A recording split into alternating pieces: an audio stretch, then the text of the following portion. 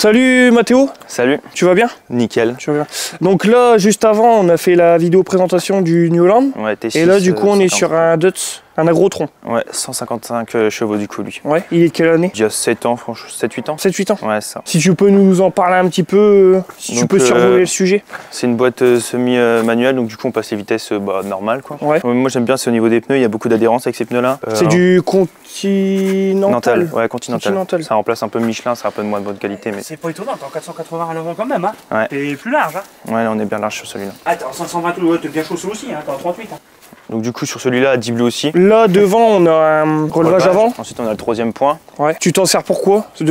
En utilisation sur ce tracteur-là, tu l'utilises pour faire quoi? Sur celui-là, c'est surtout pour tirer. Ouais. Et pour l'adhérence, surtout en ce moment avec toute l'eau qu'il y a eu dans les champs. Donc du coup, il y avait beaucoup d'adhérence. Donc du coup, celui-là, on s'en est servi pour planter.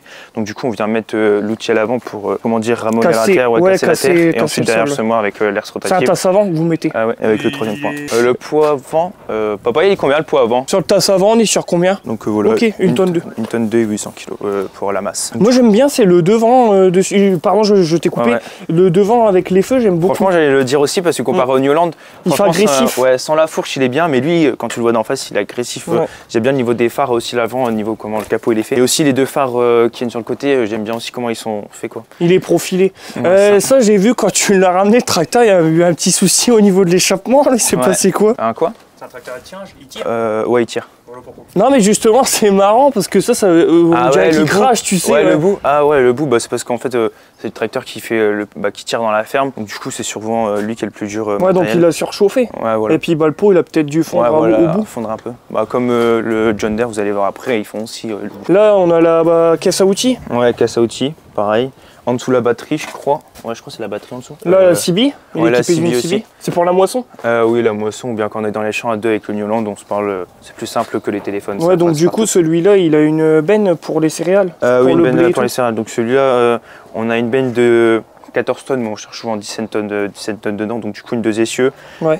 C'est une ponctueux. Et là on va racheter une Gilbert 2 essieux, par contre là il y aura les essieux suiveurs. On va passer derrière si tu veux bien. Ouais. Donc du coup ici le relevage quand on est dehors hors du tracteur. Ah ouais, là t'as les boutons pour essayer comme sur pour relever. Ouais, comme sur l'autre. Là c'est la prise de force. Ah ouais, bouton jaune, non plus prise.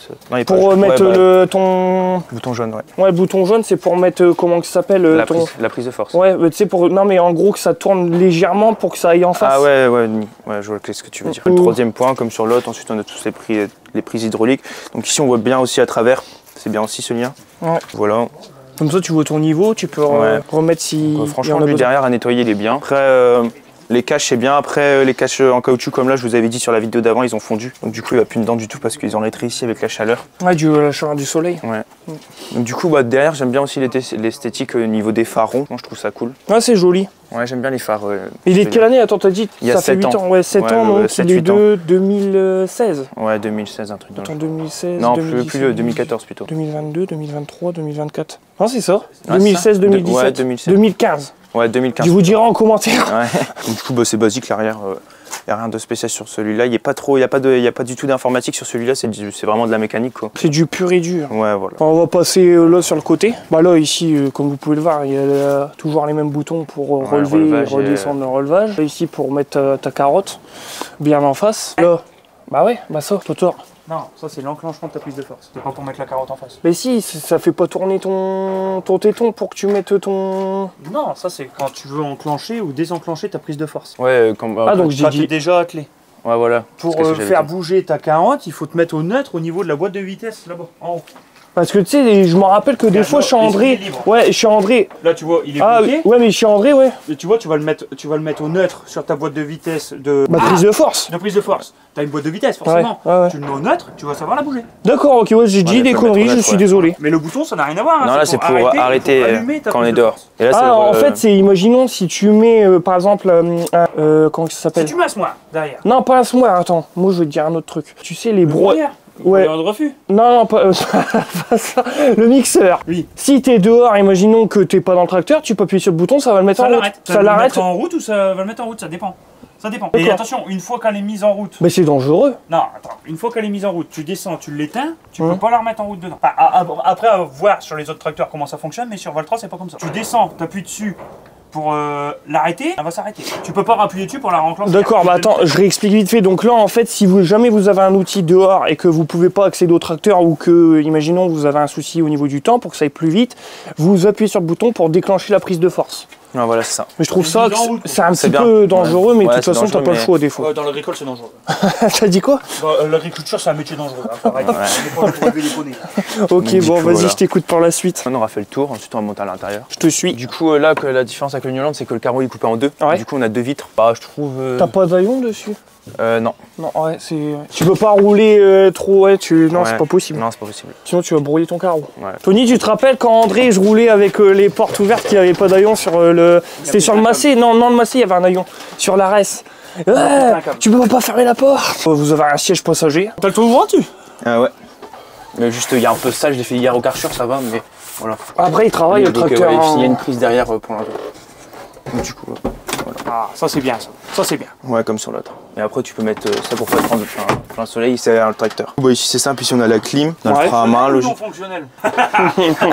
Elle est encrassée, quoi. Donc, du coup, après, c'est tout simplement le clignotant. Ensuite, ici, on a le levier de vitesse. Donc, franchement, moi, j'aime bien, comme disait tout à l'heure Totor, pour passer les vitesses. Franchement, c'est bien. T'embrayes, passes les vitesses. Ensuite, dans une vitesse, t'as 4 vitesses, je crois. T'as des gammes? Ouais, ça. T'as 4 gammes. Ouais, donc, franchement, ça, c'est bien. Après, tu les passes ici. Bien ici. Ensuite, ici, tu as le relevage. Ouais. Ici, comme sur le tracteur, au lieu d'accélérer au pied, tu l'accélères à la main. Ensuite, pour passer les gammes, le relevage, passer les vitesses. Après, derrière, on a tout ce qui est derrière les LED. Les phares avant, c'est ici. Et franchement, non, comme tracteur, il est bien. Bah, moi, personnellement, j'aime bien parce que quand on est dedans, on voit bien autour du tracteur comparé à une Hollande avec la fourche.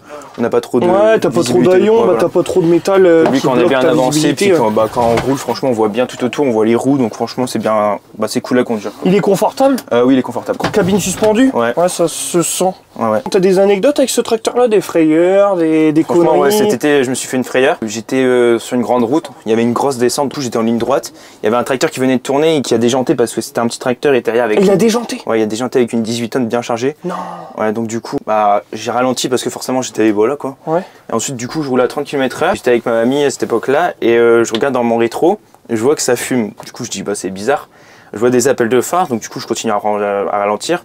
Je vois il y a un petit truc pour se garer, donc du coup j'ai vu ma tête m'arrêter, tu vois, il y avait des appels de phare, il y avait une grosse descente, donc du coup j'ai dit on sait jamais. Et d'un seul coup je vois une flamme. Je dis oh putain qu'est-ce qui se passe, je me gare tout de suite et le pneu bah du coup de la benne il avait éclaté, donc du coup ça va juste avant la descente, sinon je pense que je m'étais retourné.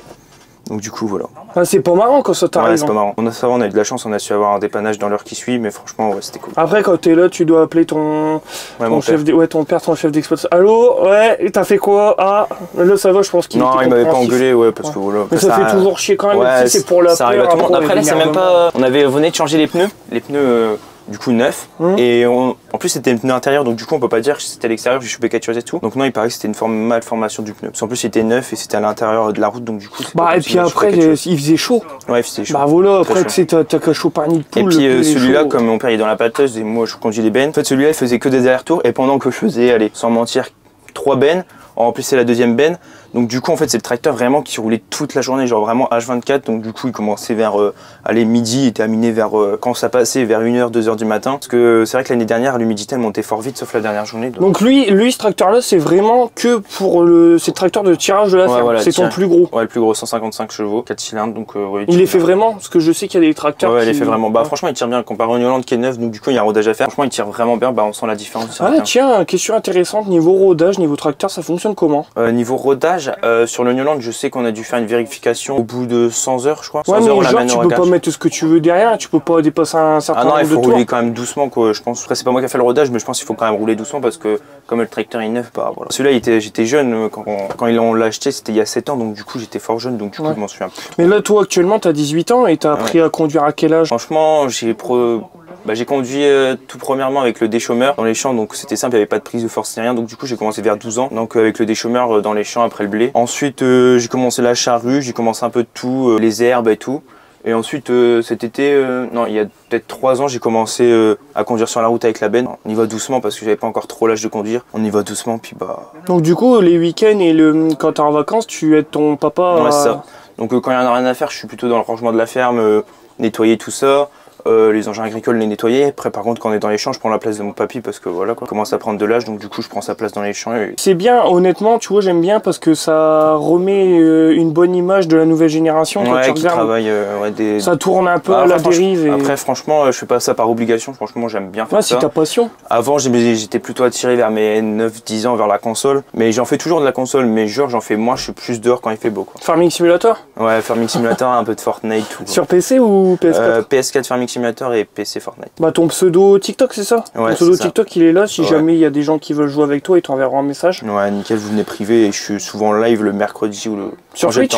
Non, pas sur Twitch, parce que sur Twitch, je fais pas beaucoup de vues. Comme j'ai que 11 000 followers pour l'instant. T'as 11 000 sur Twitch? Non, sur TikTok. Ah, pour l'instant. J'allais dire, tu fais pas beaucoup de vues, tu fais de fou de moi. Je voudrais bien sur Twitch. Hein. Sur Twitch, j'ai commencé, j'ai pris 6 mois de 300 follow. 300, c'est bien. En 6 mois, en vrai, c'était pas au fou, donc du coup, j'ai dit. Si, c'est bien. C'était bien? Ah, oui, moi, pour te dire, t'inquiète, je viens de ce domaine-là, je peux te dire que c'est très très bien. Ouais, Twitch, c'est vrai que c'est compliqué. Dur, hein, Twitch. Il faut avoir des réseaux et tout. Ouais. J'ai commencé TikTok et après, quand je commencerai vraiment à me faire connaître un minimum. Et sur TikTok, tu fais du contenu sur l'agricole? Je fais un peu tout. En ce moment, je fais un peu de playback parce que voilà, quoi, le temps il permet pas d'être dans les champs. Mais franchement, quand on va reprendre l'été, les tracteurs, tout ça, franchement, j'ai enchaîné le live et les vidéos. Impeccable, ok, ça marche. Bah, merci Mathéo. De rien. Je te dis à la prochaine vidéo. Donc là, tu vas nous présenter quoi? Dans la vidéo suivante, un John Deere. Donc, un John Deere. 120 chevaux, c'est le plus petit de la ferme, mais c'est le plus vieux aussi. Et lui, par contre, il est un peu plus informatique que lui. Un peu plus informatique? Un peu plus informatique, genre. Ouais, donc il y a beaucoup plus d'électronique. Désolé pour le bégayage. Non, mais non. Genre, oui, il y a plus d'électronique. Et c'est compliqué de passer derrière une caméra? Ouais, c'est la première fois, les gars, donc du coup, les critiques, il y en aura, je sais, mais après, je m'en fais pas pour ça parce que, genre, c'est la première fois que je passe en vidéo, donc du coup, c'est un peu compliqué. Mais allez vous abonner à son TikTok, ça fait plaisir. Ouais, merci. Et merci à toi de m'avoir contacté. Ouais, bah de rien. Bon, à toutes, Mathéo. Ouais, à toutes.